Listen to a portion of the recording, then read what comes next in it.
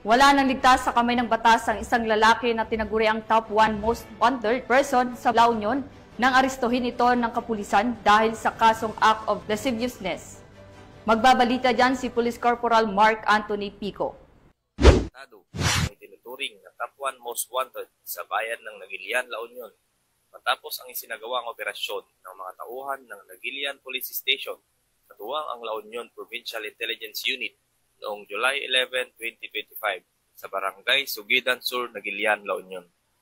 Kinilala ang naaresto na si alias Dodoy, 58 taong gulang, isang magsasaka at residente ng nasabing barangay.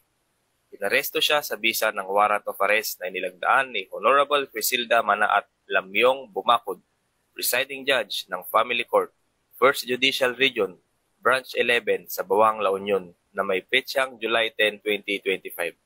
Si alias Dodoy ay nahaharap sa kasong acts of lasciviousness in relation to Republic Act 7610 o Special Protection of Children Against Abuse, Exploitation and Discrimination Act sa ilalim ng Criminal Case Number 6639BG na may kaukulang piyansa na 200,000 piso para sa kanyang pansamantalang kalayaan.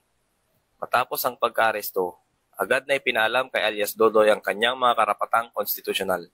Siya ay dinala sa Rural Health Unit ng Nagilian para sa kaukulang medikal na eksaminasyon at pagkatapos ay dinala sa himpilan ng pulisya para sa dokumentasyon bago i-turn over sa korte na naglabas ng warrant. Patuloy na pinaiigting ng Nagilian Police Station ng kanilang kampanya laban sa mga wanted persons upang matiyak ang kaayusan at kaligtasan ng komunidad. Mula dito sa Ilocos Region, ako ang inyong PNN correspondent, Police Corporal Mark Anthony Pico, alagad ng batas, tagataguyod ng Balitang Pulis.